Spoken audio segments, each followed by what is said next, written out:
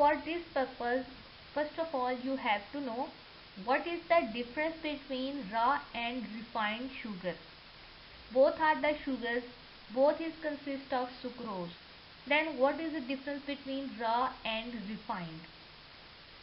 Raw, as its name indicates, it is raw sugar, so it is directly obtained from the sugarcane juice or the beetroot juice. It is without refining. In last lecture, as we just discussed how we manufacture the sugar, it is raw sugar. We just take the sugar cane or beetroot from the field, then we extracted juices. Their juices is further modified and further transferred to clarification unit, then evaporation, then there is the crystallization, and there is the formation of sugar. It is raw sugar, it is natural sugar, and it is usually brown in color due to the presence of molasses. But if we talk about the refined sugar, this sugar is obtained from the raw sugar. It is not directly obtained from the sugarcane juice or the beetroot juice. It is usually white in color, it is lustrous, it is transparent. The sugar, the refined sugar is the sugar that we are using in our daily life. It is free from of any impurity. It don't have any color because we have to refine the raw sugar in order to remove all kind of impurities, and thus it gives the white lustrous color rather than brown color because it is free from any kind of molasses. So this is the difference between raw and refined sugar. In some cases there is the uses of raw sugar, but mostly in our daily life we are using the refined sugar because raw sugar contain a lot of impurities and it is harmful to the human health. Now we discuss that how we refine the raw sugar. So this is the flow sheet. It will describe that what is the basic step of the refining of raw sugar.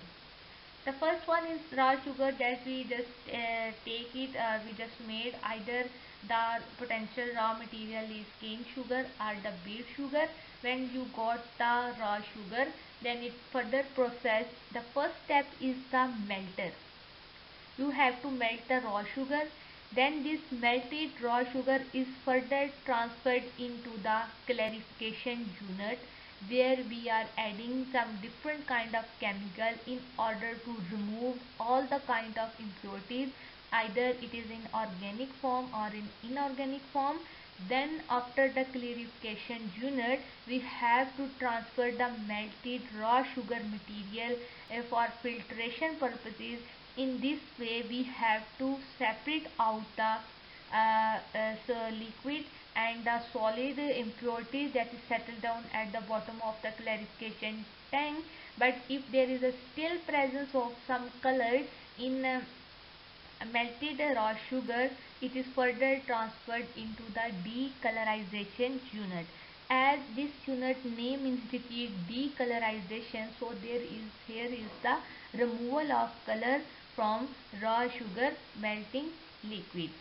After when there is we are using some decolorization agent that will able to remove all the kind of color that is due to presence of some organic impurities, because organic compound possesses specific functional group that will responsible for the impartation of color, and then we remove it and further transferred into next unit, that is the crystallization.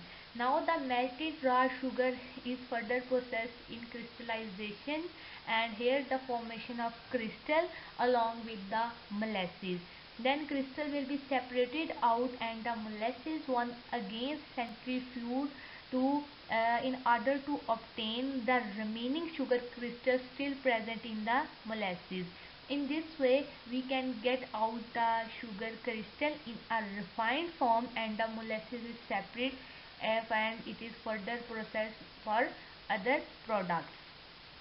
So this is the whole flow sheet through which we have an idea how we refined raw sugar from the raw material. and then this refined sugar is used in our daily life. Now we discuss one by one each and every step of refining of the raw sugar. Affination is the first one step of refining of a raw sugar. In this step, what happens? We have to melt the outermost layer of the raw sugar crystal. For this purpose, we just heat the raw sugars about 50 Celsius degree in order to melt the outermost layer of the crystal. Then what happens after its melting? We just transferred the raw sugar material into the centrifugal machine to remove the resulting syrup from melting of the outer layer. As the outer layer become melted, then it will separate it out from the syrup. Now the mixture of the raw sugar with high purity syrup, it is known as magma. Not it's called the raw sugar, it's called the magma. What is magma? It is the high pure syrup of the sugar. It is known of raw sugar is known as magma, and it is having no outermost layer. Second one step is the melting. When you got the sugar after affination, it is known as affinated sugar. This sugar becomes dissolved in hot concentrate. You have to melt it, and then after meltation, what happens? All the solid content convert into the liquid, and this liquid contain about 72% solid portion. It means if this liquid contains 72% sugar content, while the remaining percentage consists of the liquid, and this viscous liquid become melted. The melting temperature is about 85 Celsius degree, and melting may be done in the batch or the continuous melter. Now the question arises, what is the batch and the continuous melter?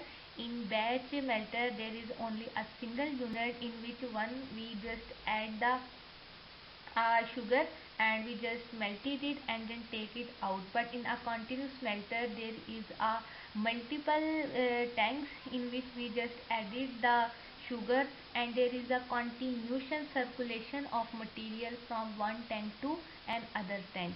So in a batch and a continuous melter, this is batch melter may be defined as the single state, while the continuous melter may be defined as the multiple state, but the temperature of the both melters are about 85 Celsius degree.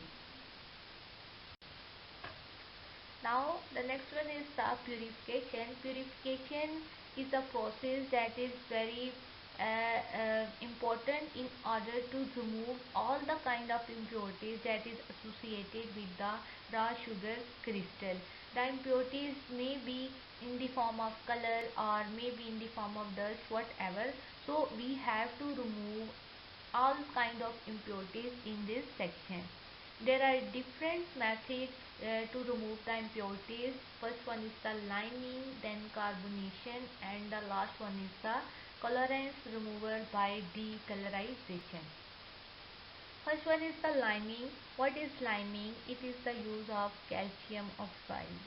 This calcium oxide will help to coagulate with all kind of impurities, and then they combine with the calcium and settle down at the bottom, while the liquid solution of the sugar will come at the upper surface and it will be easily separated out.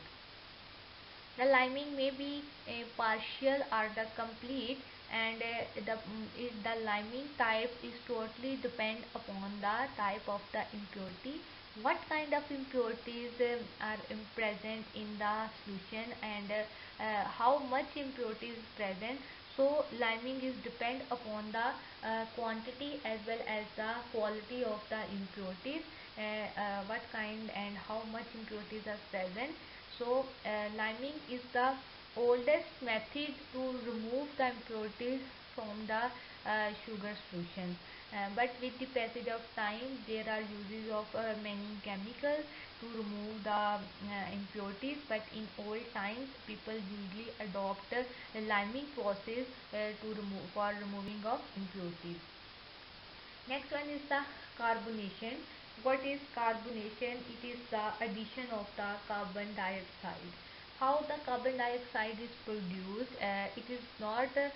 It is produced in the tanks rather than we just pass the carbon dioxide. We just add the calcium oxide, and with the help of water they will form the calcium hydroxide, and when we pass out the carbon dioxide, the calcium immediately react with the carbon dioxide that is bubbled in the solution of sugar, and it will form the calcium carbonate. All the calcium carbonate are precipitated out and it will settle down at the bottom of that tank, while the pure sugar solution come at the upper surface and we will easily remove out from here. So carbonation is also a method that is usually nowadays adapted for the removal of inorganic impurities usually. For the organic impurities, we are using some decolorization agent. As we know, in raw sugar materials, the coloring is due to the molasses, and in molasses there is some kind of organic compound, and that will impart color, because organic compound having some functional group, and these functional group will be responsible for imparting the color. So we are using some decolorizing agent to remove the organic impurities from the raw sugar material, while for inorganic impurities we usually use liming and carbonization process for their removal.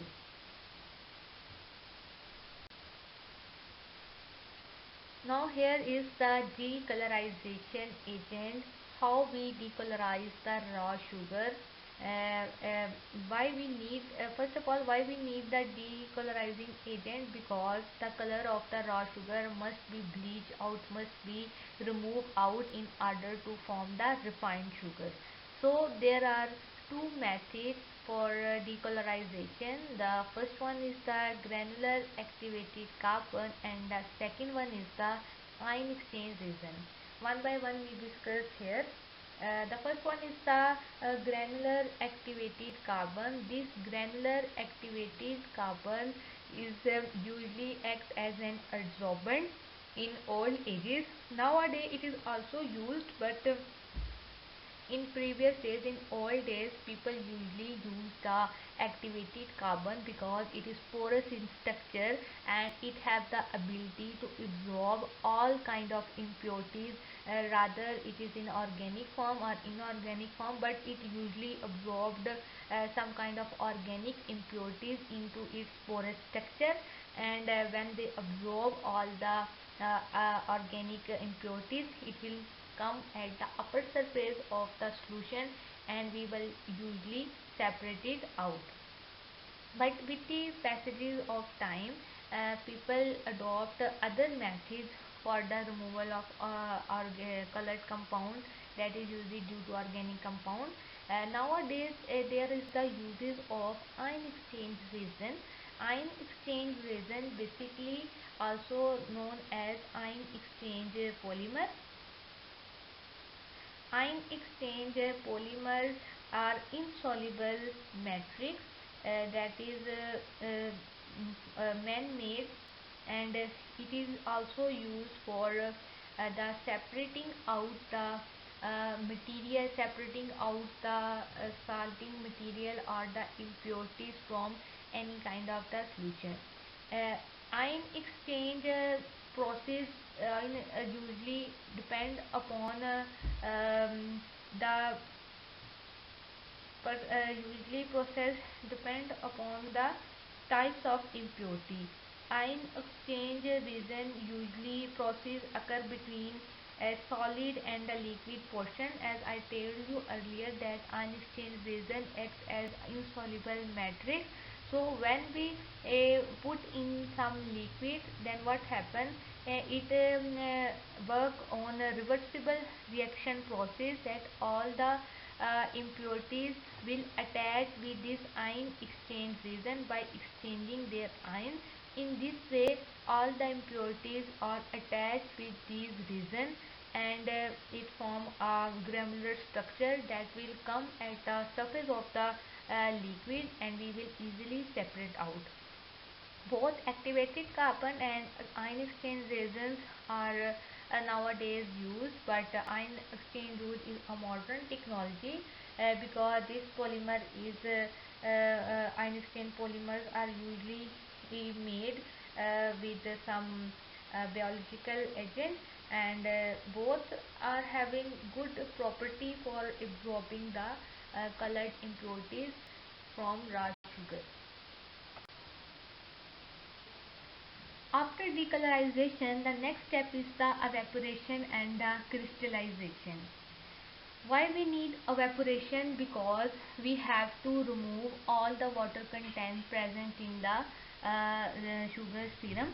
So we just have to provide the hot steam whose temperature about 85 Celsius degree in order to evaporate all the water. We are just not directly heat the sugar syrup because there is a chances of the burning of the sugar syrup because it is very heat sensitive.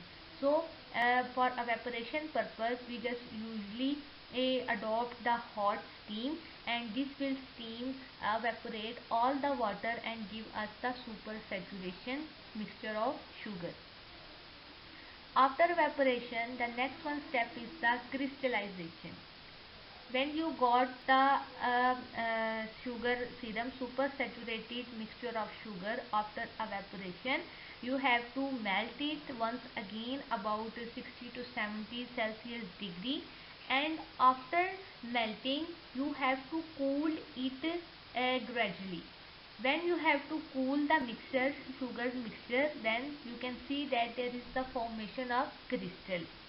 As the process of crystallization we described earlier in last lecture, that there is the three process of the crystallization, that is the nucleation, then initiation and the elongation.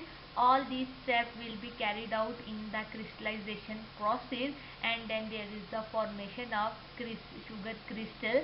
We can see from the picture there is the crystal of sugar.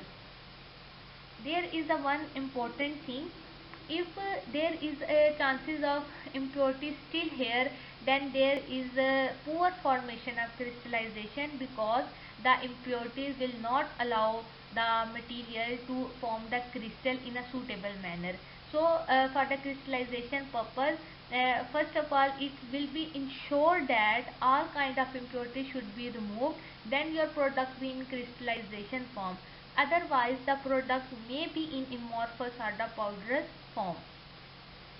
After crystallization, the next one is the centrifugation to obtain the refined crystal structure. During crystallization process, after that we also got some molasses along with the crystal. This molasses is again transferred in the centrifugal machine to obtain the remaining refined crystal sugar present in the molasses. So after the centrifugation we just got the refined sugar crystal. When you got the refined sugar crystal, the next one process is the drying and storage. For the drying purpose, we are usually use the hot air because hot air will blow on the crystals of refined sugar, and it will remove all the kind of moisture present in the crystal, because this moisture will affect the sugar grains, sugar crystals, because there is a chances for yeast activity. So drying is an important process, and we usually blow the hot air over the refined crystal sugar for drying purposes. After drying, we just sieve the refined sugar crystal.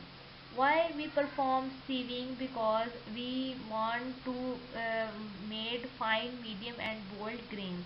Because as in crystallization process, there is not necessity that all the crystals are in equal size or in equal shape.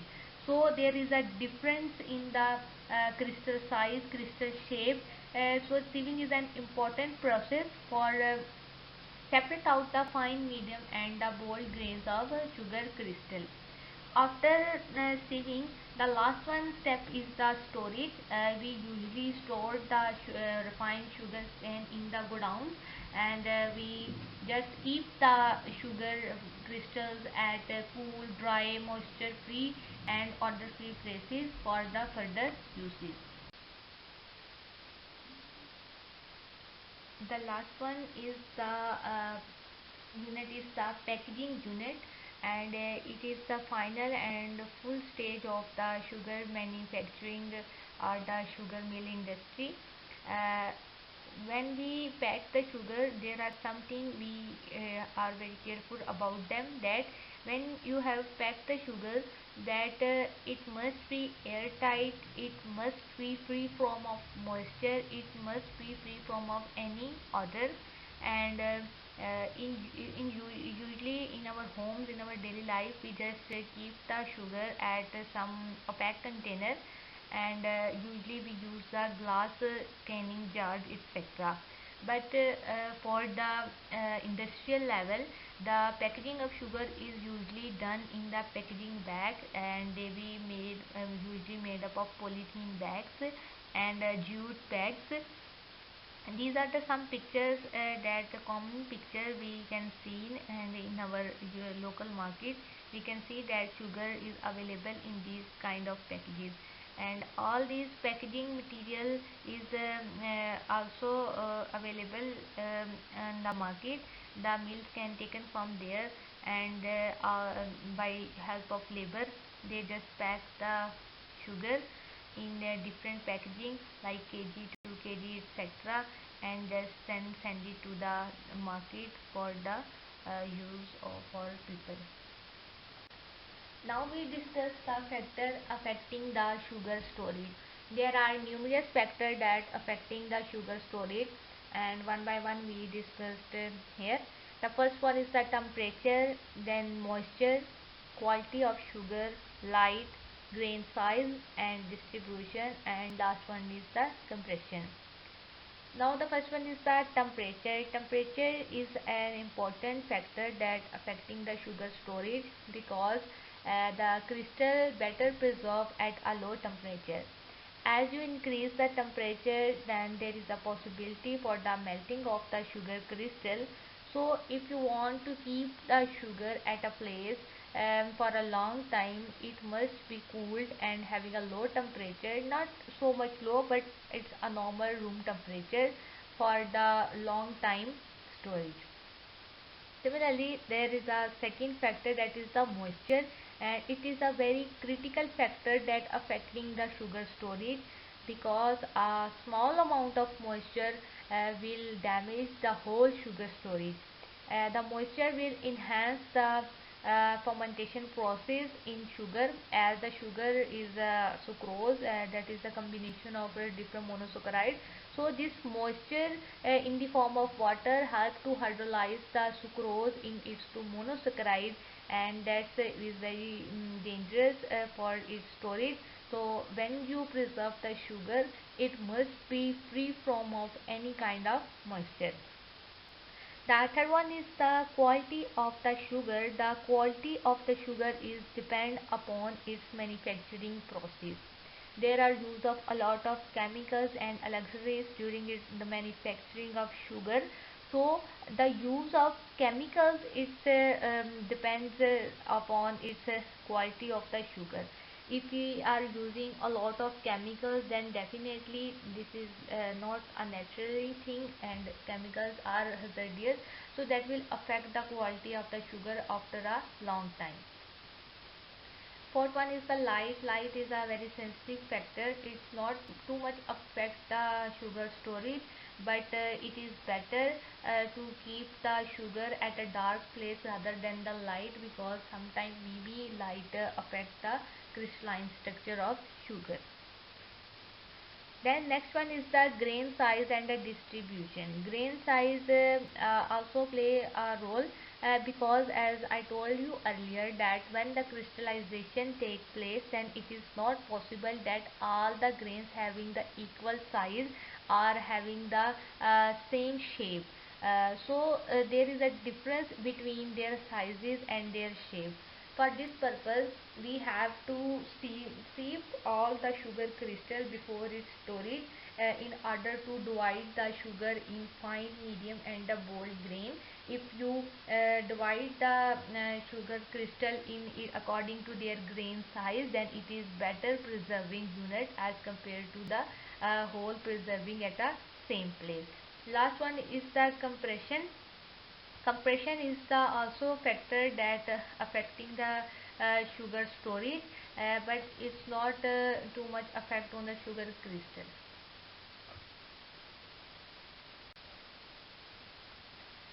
Now we talk about the byproduct of the sugar mills. What are the byproduct of the sugar mills? There are the many byproduct of the sugar mills that play a very vital and main role in the different common industries. As we know that sugar, sucrose, white sugar is the only product of the sugar mills that play a vital role in our lives, in our daily life. But if we seen about its byproduct, they are also very useful in many manners. Today we also discuss one by one the byproduct of the sugar industry. Now one by one we discussed here. The first one is the bagasse. Now what is bagasse? We all know that when we are extracting the juice from the sugar cane, and after the resulting solid waste material, it is known as bagasse. It is produced in the mill house in the quantity of 30% of the crushed cane. So here that is 30% is also not a negligible amount, it's a very huge amount. So about 30% of the cane sugar is in the form of bagasse produced by a sugar mill. This bagasse almost contains 50% of the moisture content, and it is used as a fuel for the boiler. It is also used for generation of electricity. It is used for the production of steam. In fact, most of the sugar mills use steam for the evaporation of the cane juice, and this steam is come from this bagasse.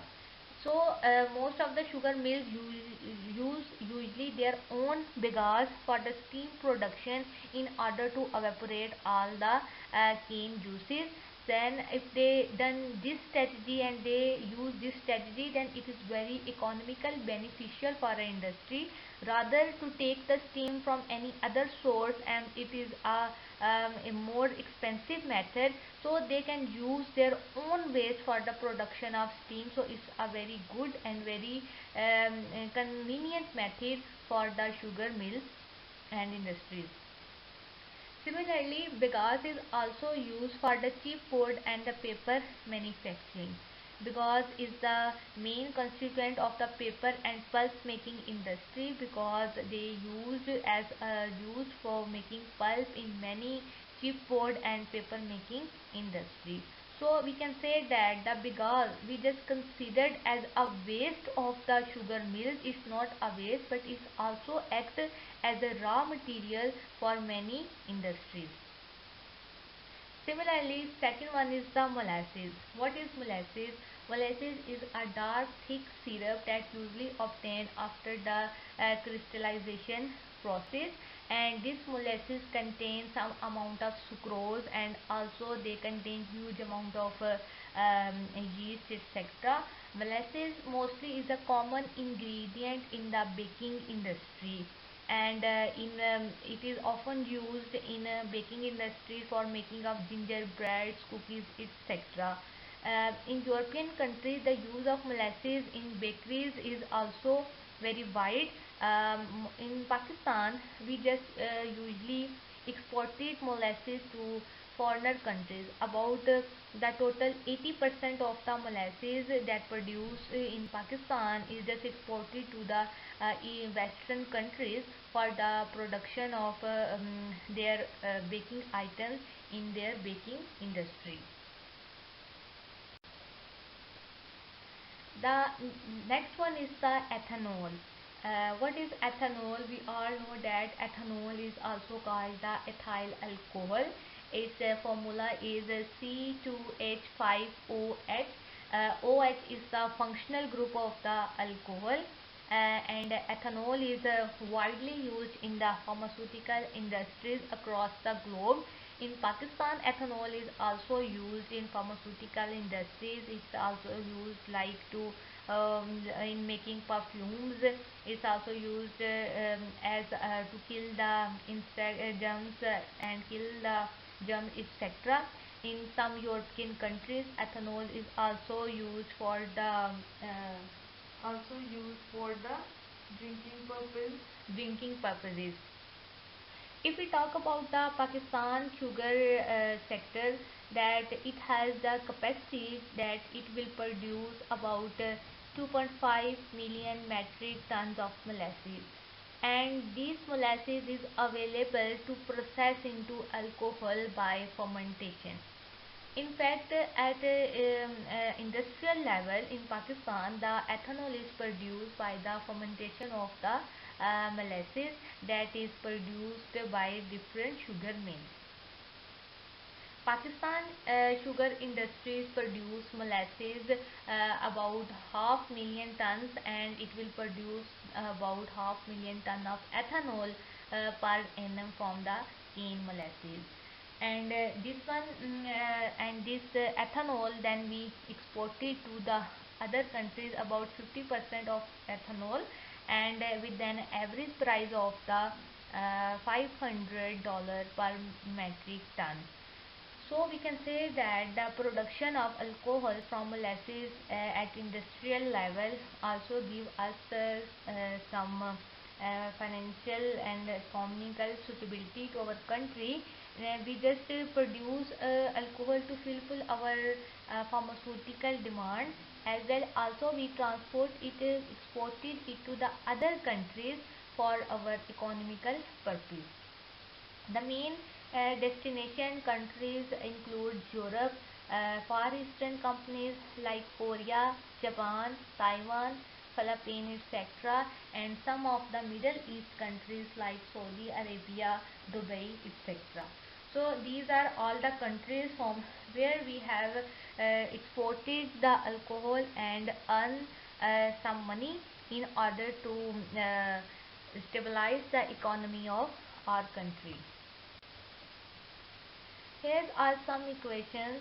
It is the process at industrial level for manufacturing of ethyl alcohol. In Pakistan, at industrial level, this is one of the widest method to produce ethyl alcohol.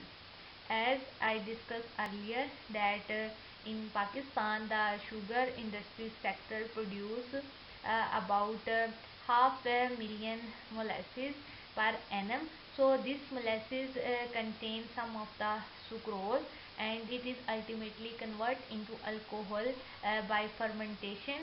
And here we discuss here how this conversion done. In first one equation, we can see that we are having the sucrose present in the molasses, and its formula is C12H22O11. When we hydrolyze the sucrose in the presence of an enzyme we call the invertase, it ultimately converts into glucose and fructose. Why the sucrose converts into glucose and fructose? Because we already know that sucrose is a disaccharide, and it is formed by the union of two monosaccharides. One is glucose and fructose by the glycosidic linkage. So here when we add the water in the sucrose, then hydrolysis takes place, then there is the breakage of glycosidic bond, in the presence of invertase enzyme that is secreted by the microbes, and sucrose is ultimately converted into glucose and fructose. This glucose and fructose is further reduced into ethyl alcohol in the presence of enzyme zymase that is also secreted by the microbes. As we can see in the second one equation, glucose and fructose having formula C6H12O6. In the presence of enzyme, it will ultimately convert it into the two molecules of ethyl alcohol and two molecules of carbon dioxide, which goes to the atmosphere. So this is the ethanol production, and this ethanol is then exported to the different countries, and we also use in our pharmaceutical industries. And this production, alcohol production, is more than our needs. That's why we have to export it into different countries and to make our finance. Now, along one of the main advantage of the byproduct of sugar mills are also in the agriculture field. As we know that the press mud that produced after the clarification process and bagasse, that is also considered a waste material, also used to improve the soil chemical, physical and biological property, because they have some kind of microbes and that will enhance the soil fertility, and it will also help to enhance the crops quantity and quality as well as the quantity. So the use of these byproducts, pressed mud and bagasse, that is usually considered as a solid waste of the sugar mill, also play a vital role, because it will help to minimize the use of chemical fertilizers in the agriculture sector. But although this is we can't say that these byproducts can meet the equal level of the chemical fertilizer, but if there is a uses of these pressed mud and bagasse into soil, it will better the fertility of the soil and there will be the less uses of chemical fertilizer. These are all about the byproducts of a sugar mill, and these byproducts are still important at their own place. We are just not only say that a sugar mill can give us the sugar, that is a sweetening agent, that is a source of energy for us, but it will also give us many useful byproducts that help us a lot in our daily lives, in many common industries, and they also help us in a foreign exchange, and they will also help us to stabilize our economics. So we can say that a sugar mill play a vital role in all the aspects. Now these are the references that we have from where the data has been taken. So this is for you, and if you want to elaborate more data, more study on this one topic, you can consult with all these references, books and articles, and I hope you will got more knowledge about today's topic. Now it's time for the quiz. It's a critical thinking. There are some questions that is related with today's lecture, and all of you have advised to read and try to answer all the questions. This is for yourself, this is for the testing of yourself, and it is good for you, because this activity also helps us to know about the difficulties what you face in this topic, and also what kind of understanding you have on this topic.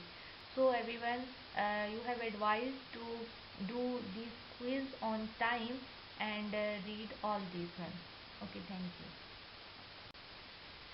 Okay, at the end of this one lecture, we just complete out all the content that is the part of sugar industry, and I hope you will learn about sugar industry more from these lectures. And now it's time for the assignment. This is for you that you have to find out different industries in different provinces of Pakistan, and you have to know about their founder, who is the founder of these sugar industries, and when they established, I mean in which year they are established, and what is their annual product in ton, how much they produce their annual annum. These kind of all these information you have to know about major sugar industries in Pakistan, and at least you know about five major industries that running in Pakistan about sugar. So the data is available on the net. You can use handbooks, you can use the online searching to do this one assignment, and this is assignment for you to for your self study. So this and I hope you all of make the assignment. Thank you so much.